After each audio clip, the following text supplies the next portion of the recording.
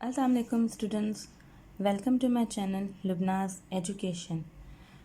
आज की वीडियो में मैं आपको balancing the equation, important formulas, numericals और कुछ क्वेश्चंस ऐसे बताऊंगी जो आपके लिए बोर्ड के लिए हेल्पफुल होंगे। ठीक है, सबसे पहला क्वेश्चन इसमें है right the electronic configuration of the following. आपको इलेक्ट्रॉनिक कॉन्फ़िगरेशंस बतानी है। इलेक्ट्रॉनिक मतलब कि इलेक्ट्रॉन्स की अरेंजमेंट। सबसे पहले फॉर एग्जांपल अगर इन्होंने दिया है के, जिसका नाम है potassium. Z is atomic number. Z को हम डिनोट करते हैं एटॉमिक नंबर के लिए यूज़ करते हैं। ठीक है, इसका एटॉमिक नंबर कितना है 19, मैग्नीशियम का 12, एल्युमिनियम का 13, कैल्शियम का 20, ऑक्सीजन का 8 एंड कार्बन का 6। मैं आपको इनमें से कुछ एलिमेंट्स हैं, उनके बारे में आपको उनकी इलेक्ट्रॉनिक कॉन्फ़िगरेशन बताऊंगी और बाकी की आप लोग प्रैक्टिस करेंगे हाइड्रोजन से लेकर कैल्शियम तक। यानी कि आप एलिमेंट नंबर 1 से लेकर एलिमेंट नंबर 20 तक जितने भी आपके एलिमेंट्स आते हैं इनमें, इनकी आप प्रैक्टिस करेंगे। Okay, so number first example मैं आपको बताती हूँ पोटेशियम की, जिसका एटॉमिक नंबर 19 होता है। तो आपको क्या लिखना होगा, एटॉमिक नंबर 19। अगर इन्होंने दिया है तो वेल एंड गुड, नहीं दिया है तो you must have to learn. Element 1 से लेकर एलिमेंट 20 तक के एटॉमिक नंबर बेटा आप लोग याद कर लीजिए। अगर दिया है तो वेल एंड गुड है, नहीं तो आपको खुद लिखना होगा। पोटेशियम का एटॉमिक नंबर होता है 19, तो आप इस तरह लिखेंगे एटॉमिक नंबर 19। 19 है फर्स्ट शेल में, जिसको हम के शेल कहते हैं, इसमें ओनली 2 इलेक्ट्रॉन्स आएंगे। 2 से कम आ सकते हैं, 2 से ज़्यादा पॉसिबल नहीं है। इसी तरह सेकंड शेल में और एल शेल में हमारे 8 इलेक्ट्रॉन्स आ सकते हैं।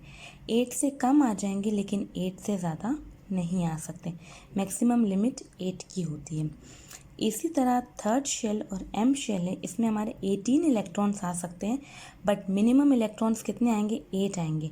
8 के बाद जब 9 होगा तो वो इसी में नहीं रहेगा, वो नेक्स्ट शेल में आ जाएगा।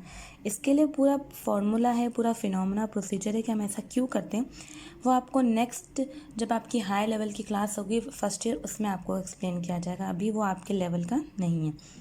इतना समझ लीजिए कि फर्स्ट शेल में 2 इलेक्ट्रॉन्स, सेकेंड शेल में 8 इलेक्ट्रॉन्स, थर्ड शेल में 18 आते हैं लेकिन मिनिमम 8 आएंगे। 8 के बाद जब 9 की बारी आ जाएगी मैक्सिमम में, तो हम इसको फोर्थ शेल में ट्रांसफ़र कर देंगे, यानी कि उसको हम फोर्थ शेल में जाएगा वो। एटॉमिक नंबर 19 था, फर्स्ट में 2, सेकंड में 8, 10 हो गए, 10 और 8 18 हो गया, और ये 1 19। 19 इलेक्ट्रॉन्स की अरेंजमेंट आपको बतानी थी, वो इस तरह बताएंगे। ठीक है, एग्जाम्पल नंबर 2 कंसिडर करते हैं। मैग्नीशियम, जिसका एटॉमिक नंबर 12 होता है, एटॉमिक नंबर 12 लिखेंगे। फर्स्ट शेल में 2 इलेक्ट्रॉन्स, सेकंड में 8, 10 हो गए, थर्ड में आपके पास ओनली कितने इलेक्ट्रॉन्स बच गए, 2 इलेक्ट्रॉन्स बच गए। तो हम इसमें 12 हो गए, 2 इलेक्ट्रॉन्स आएंगे, हमें एन शेल में जाने की ज़रूरत नहीं है। इसी तरह आपका एल्युमिनियम है, 13 एटॉमिक नंबर है, फर्स्ट शेल में 2, सेकंड में 8 और थर्ड में 3 इलेक्ट्रॉन्स। 13 इलेक्ट्रॉन्स हो गए आपके। 13 इलेक्ट्रॉन्स की अरेंजमेंट आपकी के शेल, एल शेल और एम शेल तक होगी। एन की बारी इसमें नहीं आएगी, क्योंकि एन शेल में आपका पहले पूरा फिल होगा, एम 8 इसमें आएंगे, फिर नेक्स्ट में आएंगे। ओके, इसी तरह आपका ऑक्सीजन है, इसका एटॉमिक नंबर 8 है, तो ऑक्सीजन का एटॉमिक नंबर 8 लिखेंगे। फर्स्ट शेल में इसके 2 इलेक्ट्रॉन्स आएंगे, सेकंड में 6, तो इसमें सिर्फ 2 शेल इन्वॉल्व होंगे, के और एल।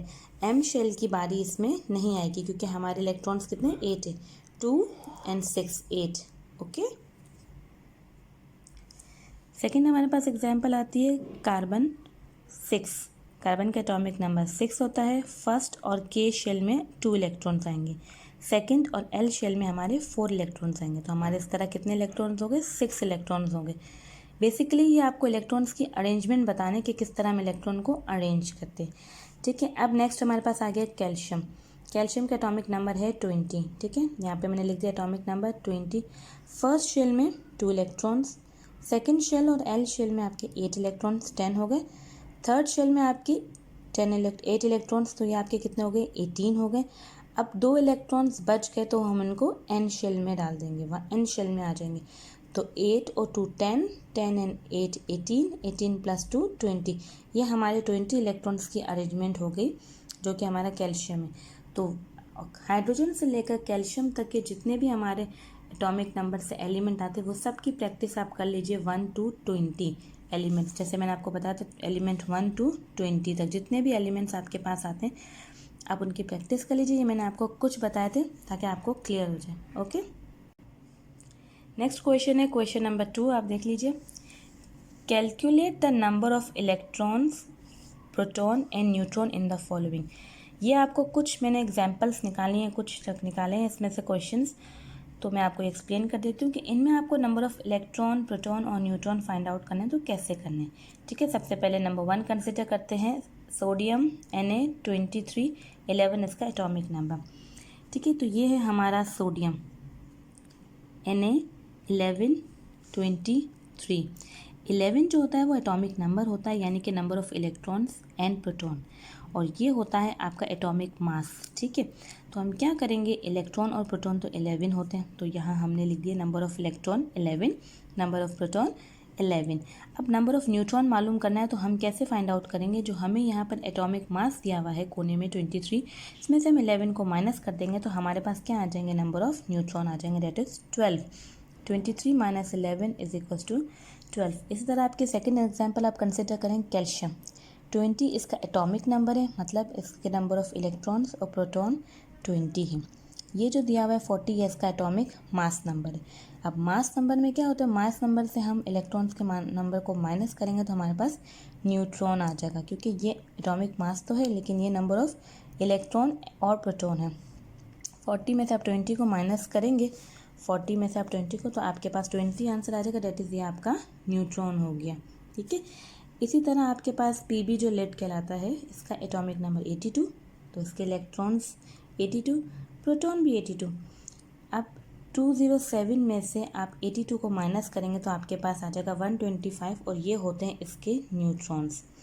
तो ये थे सिंपल क्वेश्चन जो कि बिल्कुल आपको इसमें दिए हुए हैं। जब फॉर एग्जांपल अगर आप यूरेनियम की बात करें, 235 में से 92 को आप माइनस करेंगे तो आपके पास नंबर ऑफ इलेक्ट्रॉन्स, न्यूट्रॉन्स आ जाएंगे।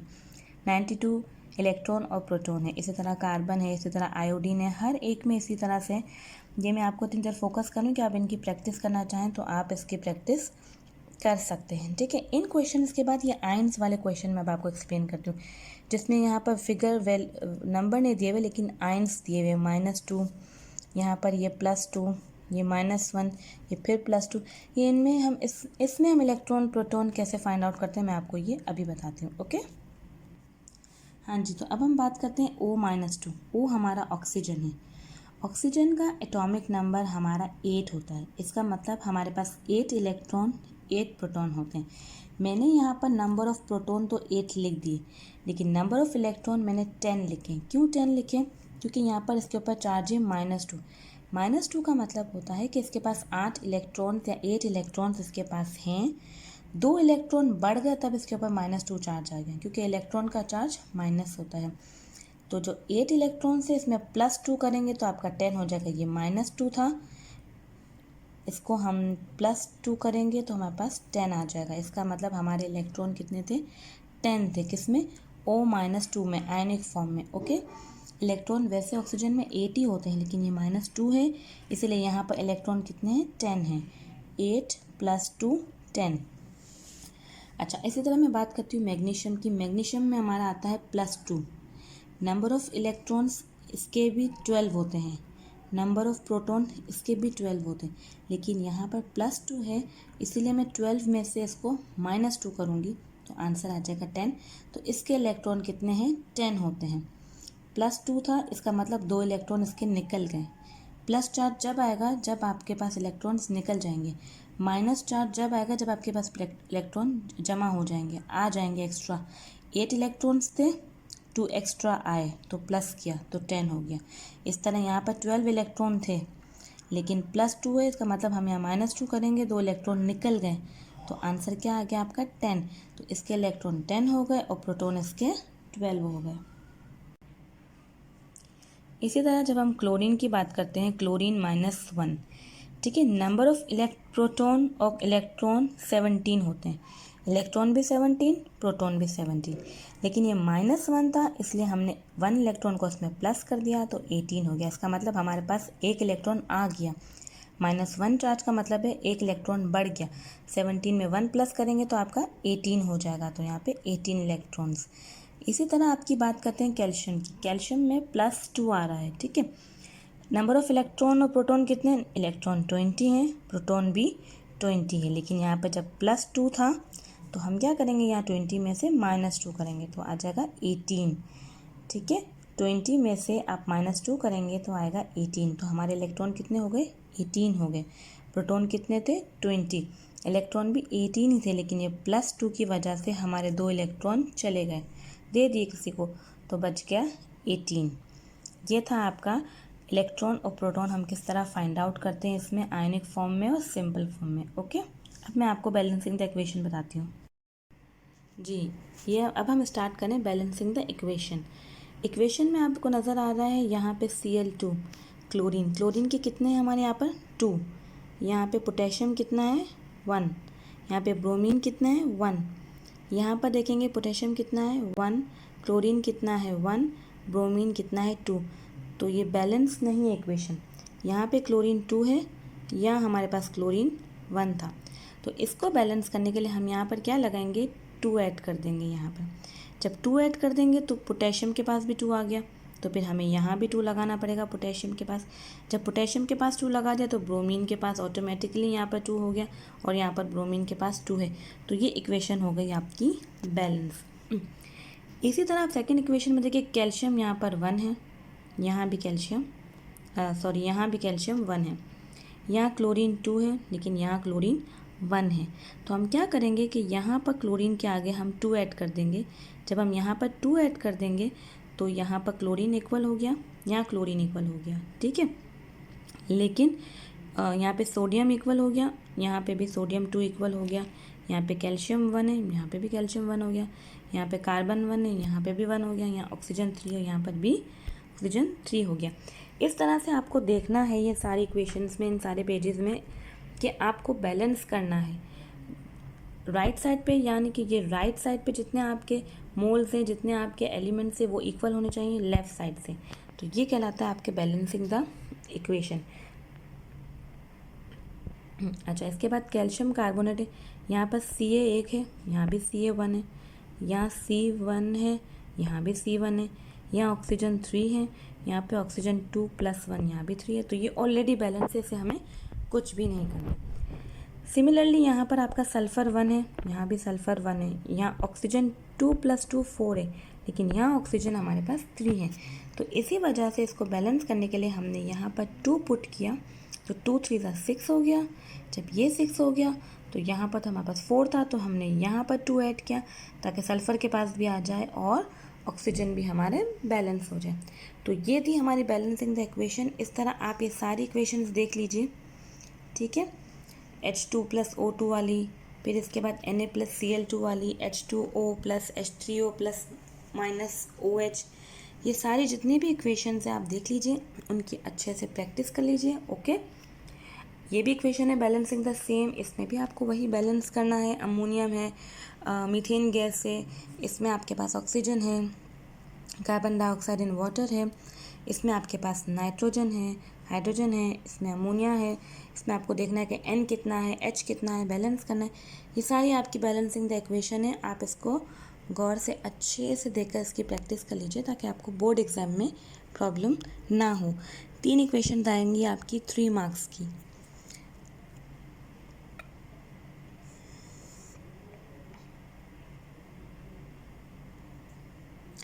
Last one is very important. Ammonia + oxygen, nitric oxide in water. This is very important. Potassium nitrate, KNO2 + O2. This is very important. तो अच्छे से सारी इक्वेशंस को देख लीजिएगा। ओके, हाँ जी, अब हम फार्मूले की तरफ आते हैं। कुछ इंपॉर्टेंट फार्मूलाज हैं। वॉशिंग सोडा का Na2CO3.10H2O वॉशिंग सोडा का फार्मूला है, ठीक है।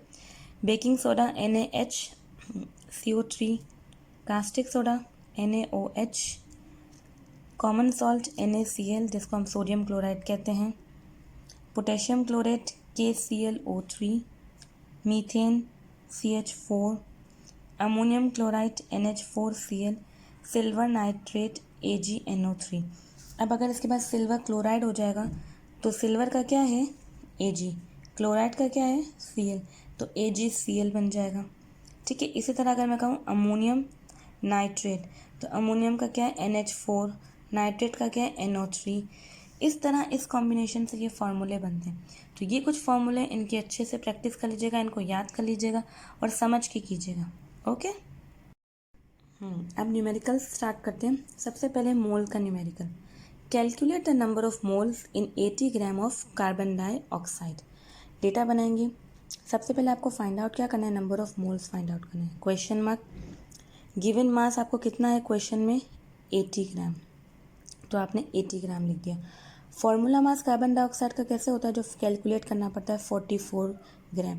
वो किस तरह करेंगे, कार्बन डाइऑक्साइड, ठीक है।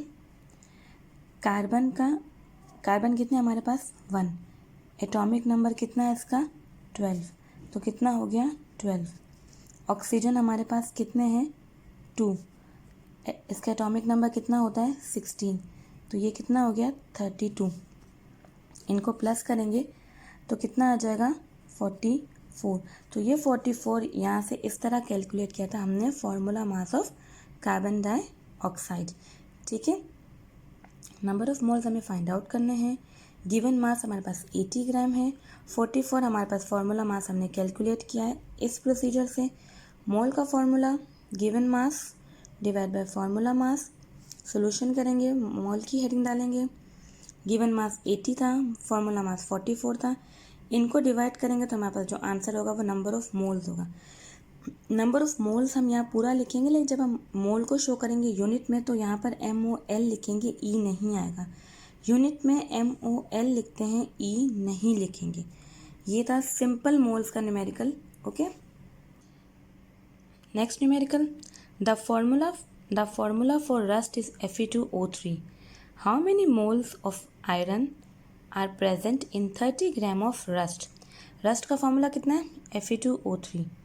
हमें नंबर ऑफ मोल्स बताने आयरन के, ठीक है। कितने ग्राम में, 30 ग्राम में। किसके ग्राम में, रस्ट में। सबसे पहले इसके लिए हम फाइंड आउट करेंगे मोलर मास किसका, रस्ट का, Fe2O3। जिस तरह से 160 ग्राम आया, जिस तरह से मैंने पीछे कार्बन डाइऑक्साइड का बताया था, इसी तरह Fe2O3 का। Fe के पास 2 है तो यहाँ 2 लिखेंगे। आयरन का एटॉमिक मास जो है 56 होता है। इसमें हम प्लस करेंगे 3 ऑक्सीजन के, और ऑक्सीजन का एटॉमिक मास होता है 16, 3 6 ज़ा 48, 16 3 ज़ा 48। 48 में इनके 112 के प्लस करेंगे तो 160 ग्राम हमारे पास आंसर आ जाएगा रस्ट का, ठीक है जी। अब इन 160 ग्राम, अब 160 ग्राम कहाँ से आया, रस्ट का। इन 160 gram of Fe2O3 the amount of iron is 112। 112 iron का है, क्यों, क्योंकि हमें आयरन के मोल्स फाइंड आउट करने। 56 को 2 से मल्टीप्लाई करेंगे 112 ग्राम आ जाएगा, ठीक है जी। अच्छा, अब इन हमें क्वेश्चन क्या गिवन है, 30 ग्राम का। तो अब हम क्या करेंगे, इन 30 gram of Fe2O3 amount of iron जो है वो कितना हो जाएगा 112, जो कि यहाँ से आयरन का था। मल्टीप्लाई करेंगे 30 और डिवाइड करेंगे 160 से। 112 को मल्टीप्लाई करेंगे 30 से, डिवाइड करेंगे 160 से, तो हमारे पास अमाउंट ऑफ आयरन आ जाएगा इन ग्राम। ग्राम में हमारे पास अमाउंट ऑफ आयरन आ जाएगा। फिर सिंपल हम मोल का फॉर्मूला यूज़ करेंगे, mass divide by atomic mass, ठीक है। मास कितना आया 21, हमने यहाँ लिख दिया। आयरन का एटॉमिक मास कितना है 56, हमें 2 का नहीं लेना है, हमें सिंगल आयरन चाहिए, इसलिए हम 56 लेंगे। 21 को हम डिवाइड करेंगे 56 से, इनको डिवाइड करने पे हमारे पास आंसर आ जाएगा 0.37 मोल। मोल में ई नहीं लगाएंगे। ये था हमारा मोल का न्यूमेरिकल नंबर 2, ठीक है। Remaining numericals will be updated इंशाल्लाह टुमारो। ओके, अल्लाह हाफिज़, टेक केयर।